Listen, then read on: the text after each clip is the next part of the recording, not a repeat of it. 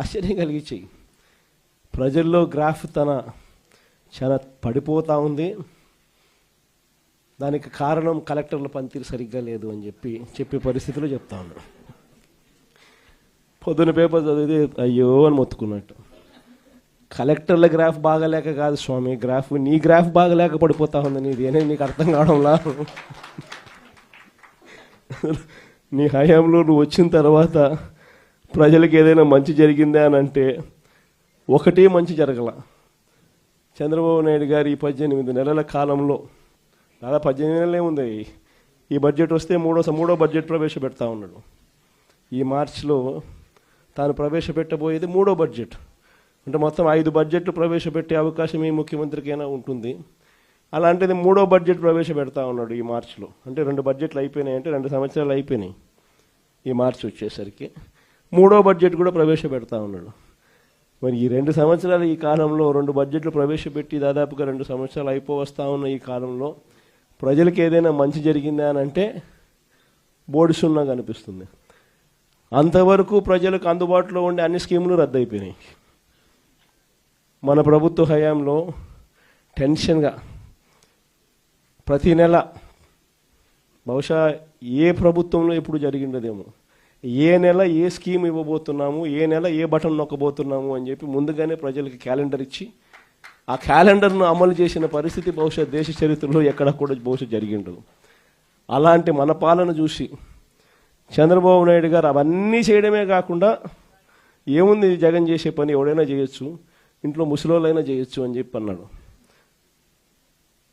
అవన్నీ చేయడమే కాకుండా నేను సూపర్ 6, సూపర్ 7 కూడా హామీలు అమలు చేస్తానని చెప్పిన వ్యక్తి ఈ 22 ఏళ్ళు కావస్తా ఉన్న ఈ సమయంలో చంద్రబాబు నాయుడు గారి హయాంలో జరిగింది ఏమిటి అని అంటే, అన్ని పథకాలు, గతంలో జరిగే అన్ని పథకాలు రద్దు కావడం, సూపర్ 6లు, సూపర్ 7లు మోసాలుగా మిగిలిపోవడం, పైగా వ్యవస్థలన్నీ పూర్తిగా నీరు గారిపోవడం, నిర్వీర్యమైపోవడం. ఈ 3 చూసాం మనం. అందుకే చంద్రబాబు నాయుడు గ్రాఫ్ ఈరోజు ఎంత లేపినా కూడా గ్రాఫ్ లేయడంలా పైకి. ఎందుకంటే అన్ని అబద్ధాలు, అన్ని మోసాలు అని చెప్పి ప్రజలకు అర్థమైపోతూ ఉంది, కనిపిస్తూ ఉంది. కాబట్టి అసలు మొట్టమొదటిసారిగా వ్యవస్థలన్నీ కూడా కుప్పగూలిపోయిన పరిస్థితి చూస్తూ ఉన్నాం. ప్రజలకు సంబంధించిన ఆరోగ్యశ్రీ తెరమరుగైపోతూ ఉంది. ప్రజలకు సంబంధించిన ఫీజు రీయింబర్స్మెంట్, పిల్లలకు సంబంధించిన ఫీజు రీయింబర్స్మెంట్ బకాయిలతో పిల్లలు చదువులు ఆగిపోతూ ఉన్నాయి. ఏ రైతుకు గిట్టుబాటు ధరలు రాని పరిస్థితి. సూపర్ 6, సూపర్ 7తో అన్ని రకాలుగా మోసాలు. సో మొత్తం ప్రభుత్వం అన్నది ఎందుకుంది అనేది ఒకసారి గమనిస్తే కొన్ని ఆశ్చర్యకరమైన విషయాలు కనిపిస్తాయి. నాకు కూడా ఒక్కొక్కసారి, మీ అందరికీ కూడా ఎప్పుడన్నా అనిపించుంటుంది, దేశమంతా చూస్తూ ఉన్నాం, అన్ని రాష్ట్రాలు చూస్తూ ఉన్నాం, ప్రభుత్వం స్కూల్ ఎందుకు నడుపుతుందో ఎప్పుడన్నా ఆలోచన వచ్చిందా మీకు? ప్రభుత్వం ఎందుకు హాస్పిటల్ నడుపుతుందో, ప్రభుత్వం ఎందుకు ఆర్టీసీ బస్సులు నడుపుతుంది? దశాబ్దాలుగా ఈ బుద్ధగా నేను చెప్పేది. స్వతంత్రం వచ్చినప్పటి నుంచి ఇన్ని చూస్తూ ఉన్నాం మనము. ఎన్నెన్నో రాష్ట్రాలు చూస్తూ ఉన్నాం. అన్ని రాష్ట్రాల్లోనూ కూడా ప్రభుత్వ పని ఏమిటి అని అంటే, ప్రజలకు ప్రభుత్వ పని ఏమిటి అని అంటే, ఒకవేళ ప్రభుత్వమే స్కూళ్ళు నడపకపోతే, ప్రభుత్వమే ఒకవేళ హాస్పిటల్ నడపకపోతే, ప్రభుత్వమే ఒకవేళ ఆర్టీసీ బస్సులు నడపకపోతే జరిగేదేమిటి? ప్రైవేట్ ఎక్స్‌ప్లాయిటేషన్ అన్నది దోచేసే కార్యక్రమం జరుగుతుంది.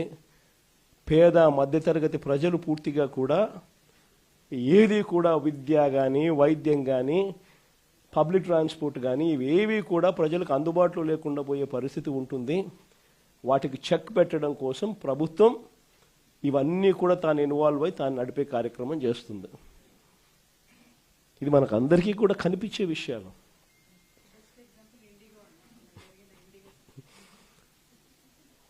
ఒకవైపున అన్ని వ్యవస్థలు, ఒకవైపున ఇక్కడ ఈరోజు చూస్తే అన్ని కుప్పకూలిపోయిన పరిస్థితులు. గవర్నమెంట్ స్కూల్ ఎందుకు నడుపుతా ఉన్నది అని చెప్పి అనుకునే ముఖ్యమంత్రి బహుశా చంద్రబాబు నాయుడు తప్ప ప్రపంచ చరిత్రలో ఎవడు ఉండడు. గవర్నమెంట్ హాస్పిటల్ ఎందుకు నడుపుతుంది అని చెప్పి అనుకునే మనిషి ఒక చంద్రబాబు నాయుడు తప్ప ప్రపంచ చరిత్రలో ఏది ఉండడు. మనం ఉన్నాం కాబట్టి ఆర్టీసీ కనీసం బతికింది. కార్మికులందరినీ గవర్నమెంట్లో విలీనం చేశాం కాబట్టి. మనం విలీనం చేయకపోయింటే చంద్రబాబు నాయుడు గారు కానీ వచ్చిందంటే ఆర్టీసీ కూడా ఈ పాటికి అమ్మేసి ఉంటాడు. మొన్నేదో ఆశ్చర్యకరంగా ఆయన నోట్లో నుంచి విన్న పోలీస్ శాఖను కూడా ప్రైవేటైజ్ చేసే కార్యక్రమం చేస్తున్నాను నేను. అసలు ఏ స్థాయిలోకి వస్తున్నాడు అని అంటే, లా అండ్ ఆర్డర్ అనేది గవర్నమెంట్ ఎందుకు నడుపుతుందంటే దానికి కొన్ని కారణాలు ఉన్నాయి. ప్రైవేట్ ఎక్స్ప్లాయిటేషన్ ఉండకూడదు అని. స్కూల్ ఎందుకు నడుపుతుంది గవర్నమెంట్ అంటే కొన్ని కారణాలు ఉన్నాయి, ప్రైవేట్ ఎక్స్ప్లాయిటేషన్ ఉండకూడదని. హాస్పిటల్ గవర్నమెంట్ ఎందుకు నడుపుతుందంటే కొన్ని కారణాలు ఉన్నాయి, ప్రైవేట్ ఎక్స్ప్లాయిటేషన్ ఉండకూడదు అని. బస్సులు ఎందుకు నడుపుతుందని అంటే దానికి కారణాలు ఉన్నాయి. దానికి కారణాలు ఏమిటి అని అంటే పబ్లిక్ ట్రాన్స్పోర్ట్ విషయంగా పేదలు ఎక్స్ప్లాయిట్ కాకూడదు అని చెప్పి. అలాంటిది ఈరోజు అన్ని రకాలుగా ఈ వ్యవస్థ ఒకసారి గమనిస్తే అన్ని వ్యవస్థలు తిరోగమనమే. మరి అన్ని రకాలుగా వ్యవస్థలు తిరోగమనం. ఇంతకుముందు అమలవుతా ఉన్న పథకాలన్నీ రద్దు. నువ్వు చేస్తానని చెప్పినటువన్నీ మోసాలు. మరి ఇన్ని ఘనకార్యాలు నువ్వు చేసినప్పుడు కలెక్టర్ల సదస్సులో నువ్వు కూర్చొని మీ పనితీరు బాగలేదు కాబట్టి ఆయన ప్రభుత్వం మీద చెడ్డ పేరు వస్తుందని చెప్పి నువ్వు చెప్పడం అంటే అసలు ఇంకా వాళ్ళంతా పోయి తలకాయ బండకేసుకుని కొట్టుకోవాలి. ఆ స్థాయిలో ఈ మనిషి బుర్ర పనిచేయడం లేదు, చంద్రబాబు నాయుడు గారి బుర్ర. నిజంగా ఈరోజు 1,04,11,136 సంతకాలు, ఒక హిస్టరీ.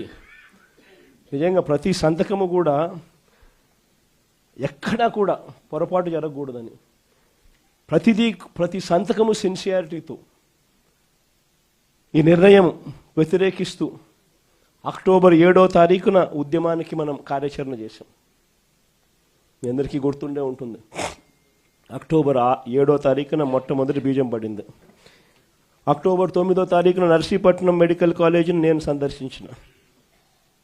అక్టోబర్ 7వ తారీఖున ప్రజలకు ఉద్యమం గురించి కార్యాచరణ గురించి వివరిస్తూ అక్టోబర్ 9వ తారీఖున నర్సీపట్నం మెడికల్ కాలేజీని నేను సందర్శించిన.